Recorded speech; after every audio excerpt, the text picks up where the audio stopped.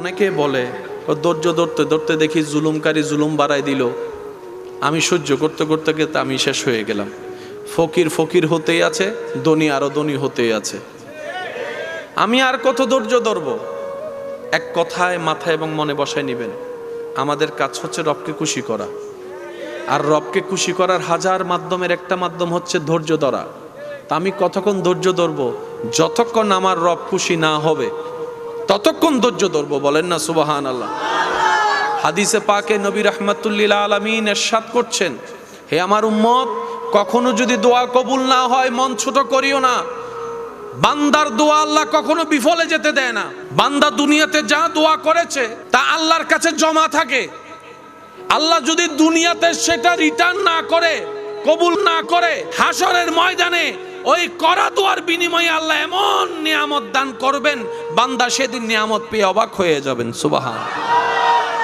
ধৈর্য ধরার নিয়ামত যদি সাধারণ মানুষ বুঝতে পারত, নবীজি বলেন ধৈর্য ধারণকারীকে আল্লাহ এমন নিয়ামত দিবেন, দোয়া কবুল না হওয়ার পরও যারা রবের উপর সন্তুষ্টি ছিল তাদেরকে আল্লাহ এমন দয়া করবেন, হাসরের ময়দানে অন্য মানুষ এই দয়া পেয়ে দেখে আফসোস করবে, ইস, দুনিয়াতে যদি আমার একটা দোয়া কবুল না হতো আজকে আমি 1000 গুণ বেশি এখানে পাইতাম।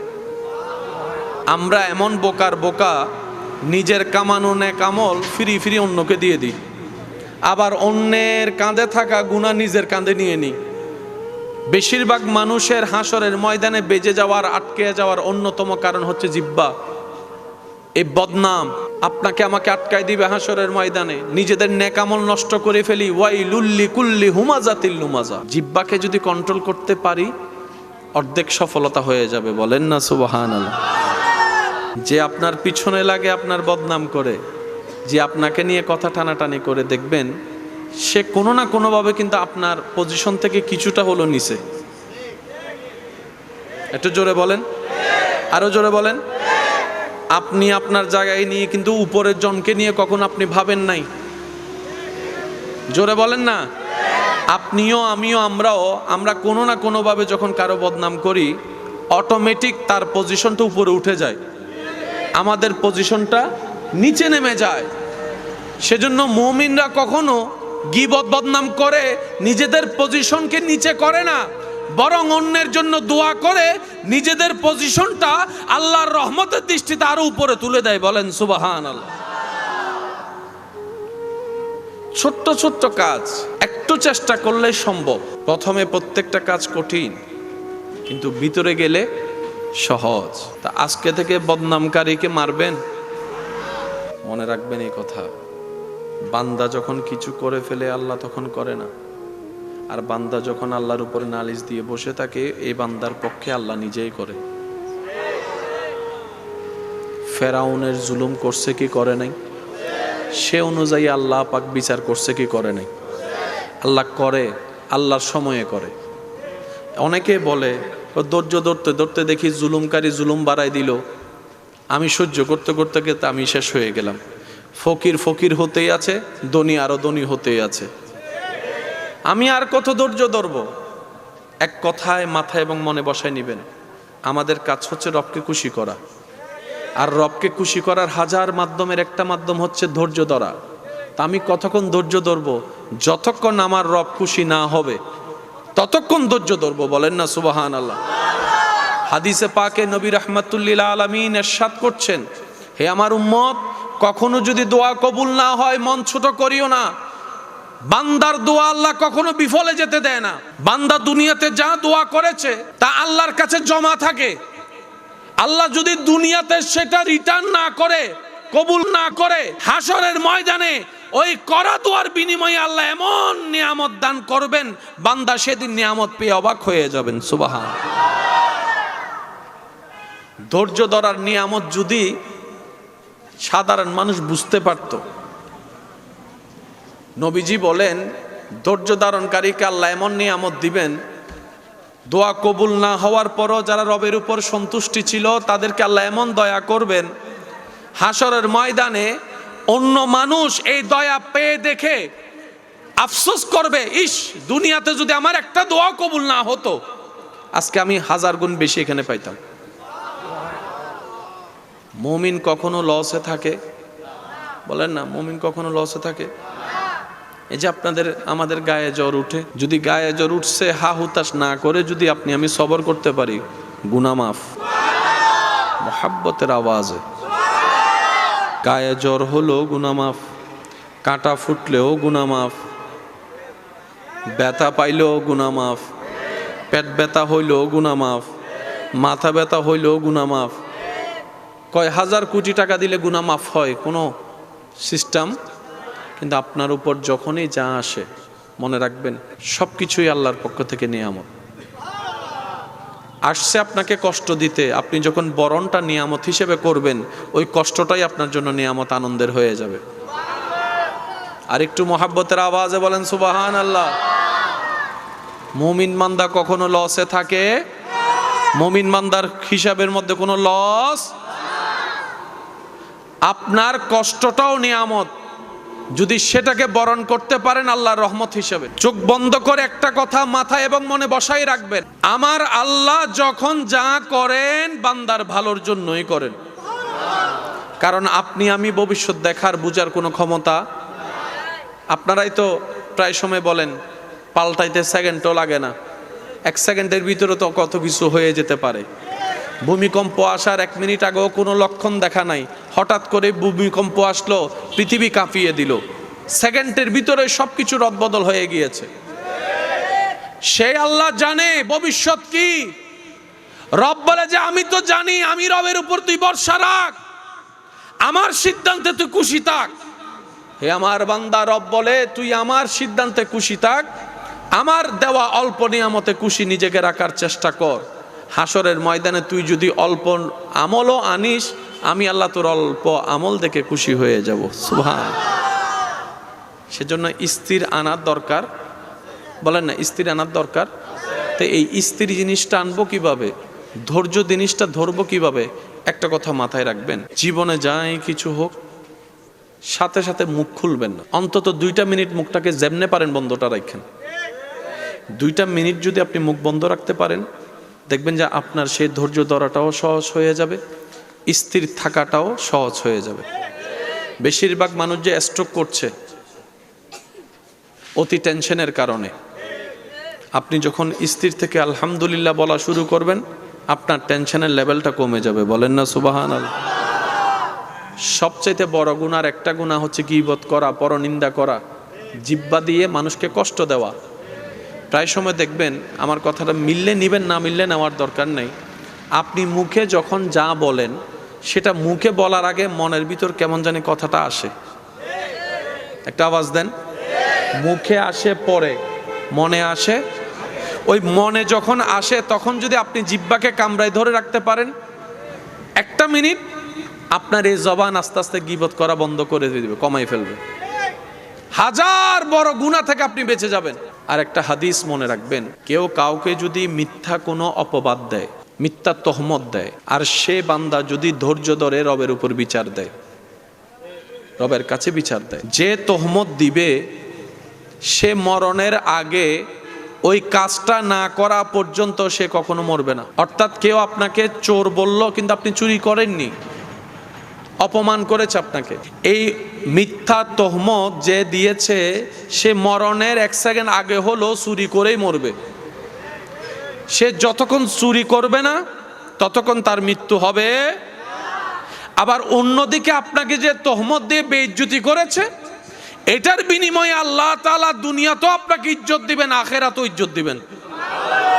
এই বেইজ্জতির কারণে যে আপনি কষ্ট পেয়েছেন, আল্লাহ তাআলা আপনার গুনাহকে মাফ করে দিবেন। সেজন্য দুনিয়াতে যাই আপনি পাবেন কষ্ট মানুষের কাছ থেকে, সবগুলোকে নিয়ামত মনে করবেন। এত বেশি হাইপার হওয়ার দরকার? কান্না করলেও সময় যাবে, হাসলেও সময় যাবে, তো হেসে হেসে সময় পার করেন না। অন্যরা কান্দুক, কারো যদি ইচ্ছা করে কান্না করতে মন চায় কান্দুক, বদনাম করে কষ্ট দিয়ে। নবী রাহমাতুল লিল আলামিনের উম্মত অন্যায়ভাবে কারো চোখের পানির কারণ হতে পারবেও। জীবনের প্রত্যেকটা সেকেন্ড আল্লাহর দেওয়া নিয়ামত। খামাখা টেনশন করে মন খারাপ করে এই সময়গুলোকে নষ্ট করে দেওয়া মানে নিজের বিষয়টাই নষ্ট করে দেওয়া। গত শনিবার কি আর আসবে? গত শুক্রবার কি আর আসবে? 2020, 22, 23 সাল, 24 সাল কি আর আসবে? গেছে তো গেছে, কেন কাটাচ্ছি এভাবে? স্থির হন, আল্লাহর দেয়ার নিয়ামতগুলোকে উপভোগ করুন। না পাওয়ার দিকে যেভাবে আপনার আমার মনোযোগ আছে, আল্লাহ যে বিনা হিসেবে এত দিয়েছেন সেদিকে আপনার আমার মনোযোগ। আচ্ছা আপনারাই বলেন, না পাওয়া নিয়ে মন খারাপ করলে কি পাওয়া হয়ে যাবে? যদি তকদিরে থাকে পাবো, যদি তকদিরে নাই পাবো না, বাস শেষ তো কথা। তো মুসলমান বলে যে, ইমানদার বলে যে, তকদিরে যা আছে তা হবে, আমার চেষ্টা আমি করে যাব রবের উপর ভরসা করে। আমার জন্য যদি কল্যাণকর হয় আমার চাওয়া, আমার আল্লাহ অবশ্যই আমাকে দান করবেন, বলেন সুবহানাল্লাহ। অনেক সময় আল্লাহ তাআলা আমাদেরকে দিতে চান না আমাদের চাওয়া, কিন্তু আমরা বোকার মতো বারবার চাইতে থাকি, তখন আল্লাহ দেন। পরে দেখা যায় সে দেওয়াটাই আমাদের জন্য কাল হয়ে দাঁড়ায়, কষ্টের হয়ে দাঁড়ায়। আল্লাহ তাআলা আমাদের সবাইকে বুঝার তৌফিক দান করুন, নেক আমলের জিন্দেগি করার তৌফিক দান করুন, বড়দেরকে সম্মান, ছোটদেরকে স্নেহ করার তৌফিক দান করুন। লা ইন শাকারতুম লা আযীদান্নাকুম, আয়াতের উপর আমল করে জীবন সাজানোর তৌফিক দান করুন। অত্র এলাকায় যত সুন্নিয়তের মাহফিল হয়েছে, হচ্ছে, হবে, প্রত্যেকটা মাহফিলকে আল্লাহ কবুল আর মঞ্জুর করুন। এই আল আনফাল কমিটির যারা সদস্যরা আছেন, আপনাদের ভাই, আপনাদের এলাকারই সন্তান, তারা যে খেদমত করেছেন, আল্লাহ এই খেদমতকে কবুল করুক। সহযোগিতা যারা করেছেন, আল্লাহ তাদের সহযোগিতাকে কবুল করুক। উপস্থিত হাজিরিন, আসসালামু আলাইকুম ওয়া রাহমাতুল্লাহি তাআলা ওয়া বারাকাতুহু। জবান খুলে মোহাব্বতের আওয়াজে একবার বলি আলহামদুলিল্লাহ, আরেকটু ইমানে আওয়াজে বলি আলহামদুলিল্লাহ। আল্লাহ তাআলা এই 13তম মাহফিল আল্লাহ তাআলা কবুল আর মঞ্জুর করুক, আমিন। যারা সহযোগিতা করেছেন, মোহাব্বতের বহিঃপ্রকাশ করেছেন, আল্লাহ প্রত্যেকজনের এই খেদমতকে কবুল আর মঞ্জুর করুক, বলি আমিন। আল্লাহ দয়া করে আমাদের সবার জীবনের গুনাহ মাফ করে দিন, আমাদের মা বাবার গুনাহ মাফ করে দিন, আমাদের যত আত্মীয় স্বজন এবং এই এলাকায় যত কবরবাসী এই মুহূর্তে কবরের কঠিন আযাবে কষ্ট পাচ্ছে, আল্লাহ মেহেরবানি করে প্রত্যেকটি কবরবাসীকে আযাব থেকে মুক্তি দান করুক। প্রতিবারের ন্যায়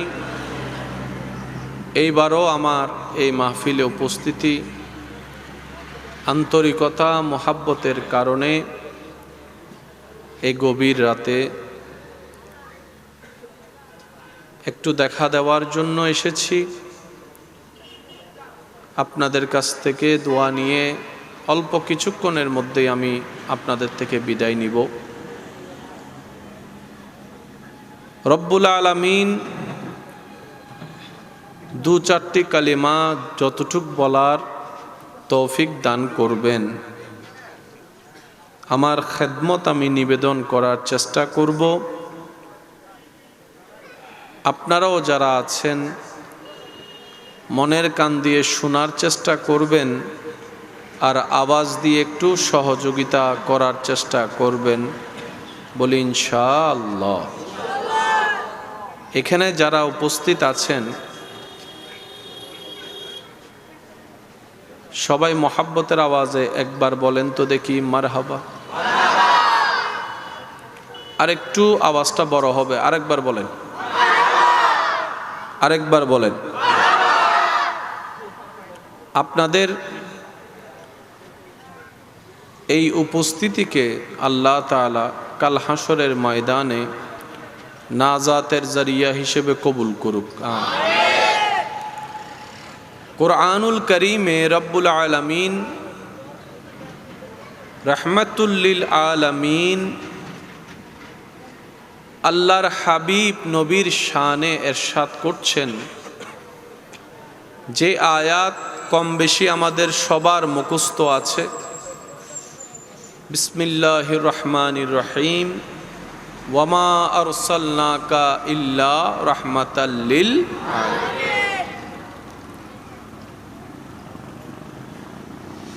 সৃষ্টি জগতের সৃষ্টি স্রষ্টাকে খুশি করতে চায়, খুশি রাখতে চায়। আল্লাহ তাআলা আমাদেরকে দয়া করে এমন একজন শানওয়ালা নবীর উম্মত হওয়ার সুযোগ দিয়েছেন, যাকে সন্তুষ্টি আল্লাহ নিজেই রাখতে চায়, করতে চায়। সুবহানাল্লাহ। আলামিন হচ্ছে সৃষ্টি, রব হচ্ছেন স্রষ্টা। আল্লাহ নিজে স্রষ্টা হয়ে বলেন, আমি আল্লাহ আমার সৃষ্টি জগতের জন্য রহমত হিসেবে আপনি নবীকে মনোনয়ন করলাম। সুবহানাল্লাহ।